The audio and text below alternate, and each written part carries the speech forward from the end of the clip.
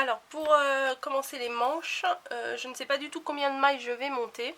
Donc quand vous avez déjà un morceau de tricoté comme ça, quand vous n'avez pas vraiment des explications et que vous voulez faire par vous-même, que vous ne savez pas combien de mailles vous allez monter ici, hein. Vous ne savez pas si faut vous en monter 20, 30, 40, on n'en sait rien. Alors moi ce que je fais, c'est que je prends un morceau, là j'ai pris le dos, que j'ai déjà tricoté, et je le place sur la manche, pour voir à peu près, sur la manche, pardon, non j'ai dit sur la manche, sur le bras, pour voir à peu près quelle largeur je voudrais qu'elle soit la manche. Donc voilà, je regarde, voilà, je suis pas dans le champ, voilà, je regarde, et après je prends la dimension que j'ai pris, donc là ça va de là à là. Oups, j'arrive pas très bien à me situer aujourd'hui, hein. Hop, vous êtes où? Là. Ça va donc de là à là, d'après ce que j'ai pris en entourant sur le poignet. Et je vais compter les mailles en fait, hein. 2, 4, 6, 8, 10, 12, 14, 16, 18, 20, 22, 24, 26, 28. 28, je pense que je vais en mettre 25 en fait, hein. Voilà, parce que j'avais pris un peu large. Donc je vais monter 25 mailles avec les aiguilles, les petites aiguilles de numéro 3. Voilà, je me demandais si j'allais faire les rayures ou pas, et je crois que je vais les faire toutes grises. Donc je vais monter 25 mailles, je vais faire les 3 rangs de mousse en 3, et après je vais attaquer avec le 3,5. Je vais faire des augmentations, mais je vais vous retrouver à ce moment là. Voilà, alors j'ai déjà fait une première manche, voilà. J'ai donc monté les 25 mailles, j'ai fait 3 allers-retours de jersey avec les plus petites aiguilles, voilà. Donc là j'en ai déjà fait une, et j'ai fait des augmentations, ensuite des diminutions, mais bon ça je vous expliquerai comment je fais. Alors ce que je vais faire au début de la manche, c'est que je vais faire tout de suite des augmentations avec mes aiguilles numéro 3. Donc j'ai monté les 25 mailles, j'ai fait 3 allers-retours de point mousse normaux, je sais pas, point mousse, enfin c'est du point mousse normal, mais c'est 3 allers-retours normaux. Bref, on va pas faire un cours de français, hein. Alors, augmentation, je tricote 2 mailles normales et je fais une augmentation ici, voilà, ce qui fait maintenant 4 mailles au lieu de 3. Je vais aller jusqu'au bout de mon rang et je vais en refaire une de l'autre côté.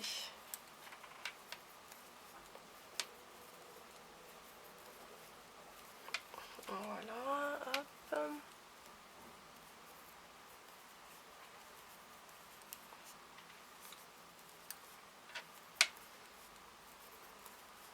Donc j'ai décidé de faire toute la manche toute grise, hein. Voilà. Hop.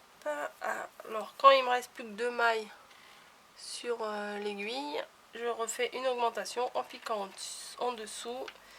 Je sors la maille et je repique dans la maille d'origine. Voilà. Ensuite, je reviens au point mousse. Je repars et je reviens, et à nouveau quand je serai sur l'endroit, je refais une augmentation. En fait, on fait les augmentations tous les 4 ans. On n'oublie pas de changer la deuxième aiguille. Voilà. Et comme ça jusqu'à temps qu'on l'ait fait 5 fois et 5 fois, donc 10 mailles en plus, jusqu'à temps qu'on ait 35 mailles. Voilà. Une fois tous les 4 ans, on fait une augmentation de chaque côté pour obtenir 35 mailles. Et ensuite on continue tout droit jusqu'à je ne sais plus combien de mailles, 25 mailles. 25 mailles, non n'importe quoi. Jusqu'à 25 crans. Je vais compter là-dessus pour vous dire. De total, hein, de rang au total. 2, 4, 6, 8, 10, 12, 14, 16, 18, 20, 22, 24. Ouais c'est ça, 25. Et après 25 on fera les diminutions pour l'arrondi de l'épaule.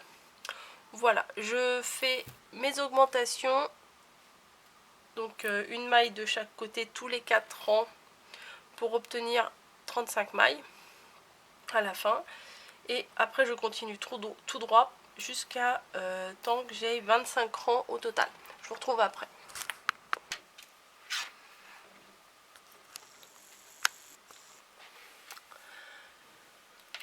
Bon alors donc voilà, on va faire les diminutions ici comme j'ai fait pour la première manche, les diminutions du haut de l'épaule. Alors on va faire de chaque côté où je suis là 3 2 1 1 2 3. Voilà, je vais les faire en même temps avec vous, comme ça ça sera plus simple pour tout le monde. Donc on commence au bout de 25 rangs, 25 barres, pas 25 rangs, ça fait 50 rangs, au bout de 25 vagues. Voilà.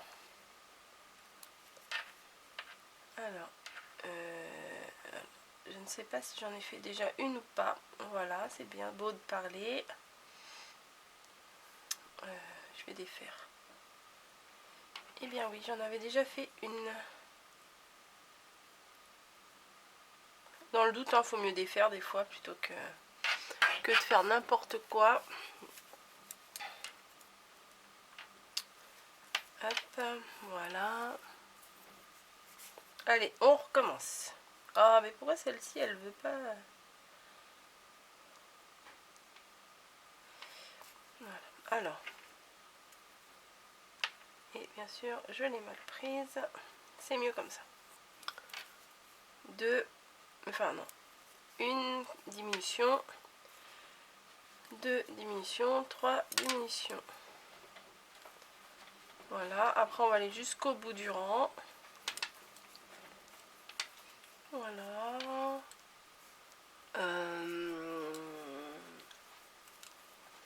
Bah c'est tout droit de toute façon, hein, donc c'est facile.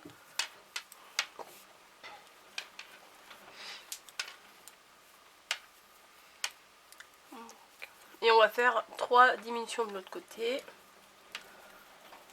Après 2, 1, etc. jusqu'à temps d'arriver aux dernières mailles restantes et à la fin on diminuera toutes les mailles restantes.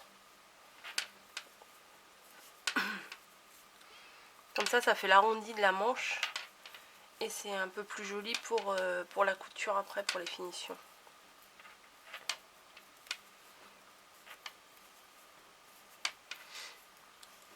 Voilà, donc on retourne et on fait 3 diminutions ici. 1, 2 et 3. Bon, je crois pas que je vais tout vous filmer. Voilà, donc j'ai donc fait... Hop, on va reculer un petit peu. Voilà. J'ai donc fait la couture, comme je vous ai dit, les coutures des deux côtés, des épaules. Voilà. Et j'ai même déjà mis une première manche et je vais vous montrer comment je vais mettre la deuxième manche. Voilà, alors je mets le travail sur l'envers. Voilà, pas besoin de mettre tout sur l'envers, hein, je mets que ce côté-là sur l'envers, oui. Voilà, ensuite, là, j'ai déjà cousu la manche jusqu'aux diminutions de l'arrondi de l'épaule. Voilà, mais par contre, là, elle est sur l'envers, je vais la mettre sur l'endroit. Voilà, et la partie qu'on vient de coudre, là, on va l'assembler. Voilà, on passe ça dans le trou à l'intérieur. Bon, on va mettre tout à l'envers, ce sera plus simple. Voilà, donc c'est complètement à l'envers. Donc la partie qu'on vient de coudre là sur la manche, il faut qu'elle soit synchro avec cette partie sur le côté là qu'on a cousu. Donc moi, avec le petit bout de fil qui reste de la couture tout le long du bras, pour la stabiliser, je vais la mettre tout de suite, avec le petit bout de fil qui me reste, tout de suite la coudre face à face. Alors il me reste pas grand chose comme fil, c'est pas évident. Face à face de l'autre couture, comme ça fait le lien direct. Hop. Voilà. Et ensuite, bon c'est pas compliqué. On prend le fil qui sort. Du coup j'ai arrêté tous les autres fils du reste du travail. Et vu que ça c'est à peu près la même dimension, et bien on coud les deux parties ensemble. Voilà. C'est juste... moi je fais juste une couture comme ça, simple, tout autour. En fait on va faire tout autour là. Et après on arrête le fil, on remet tout sur l'endroit et je vais vous reprendre pour faire les finitions de l'encolure. Voilà. Voilà, j'ai mis les boutons, j'ai finalement opté pour les gris à pois blanc. Et maintenant, je vais vous montrer au niveau de l'encolure là, comment on fait une petite bande de finition. Parce que je vais pas faire un gros col puisque je pense pas que ça nécessite un gros col. Alors, on prend le travail sur l'endroit. Voilà, alors ça c'est à ma façon, hein. Donc après, voilà. Alors, vous prenez bien au bord du travail. Alors, je vais peut-être avancer un peu. Hop. Donc, tout au bord du travail, vous commencez par piquer votre aiguille dedans. Ce que vous faites, c'est que vous passez votre laine comme si vous faites une maille. Et vous revenez pour créer la maille sur l'aiguille. Juste à côté, vous repiquez encore une fois et vous faites une maille. Après, pour sécuriser un peu, moi je fais un petit nœud derrière. Voilà, parce que sinon ça va s'agrandir. Voilà, et vous faites ça tout le long, sans trop espacer, parce que sinon ça va, si vous espacez trop, en fait ça va resserrer le col, ça va pas faire joli.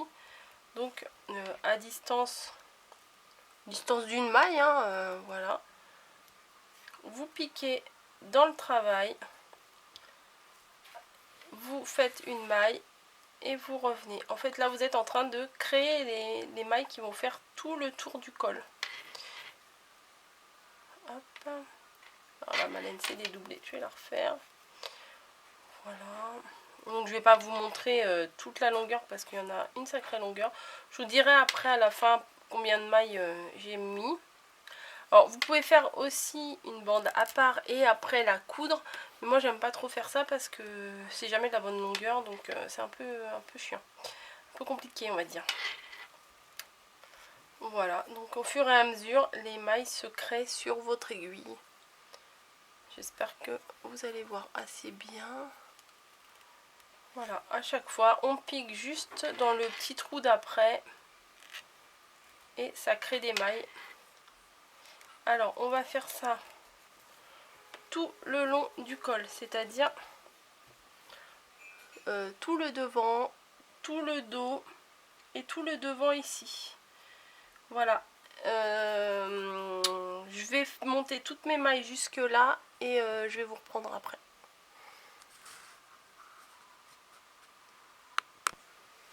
Alors voilà, je l'ai terminé, j'ai fait l'encolure. Hop, vous êtes où? Vous êtes là, voilà. Donc on peut voir la petite salopette en dessous. Alors au niveau de l'encolure, j'ai compté, j'ai mis 90 mailles. Voilà.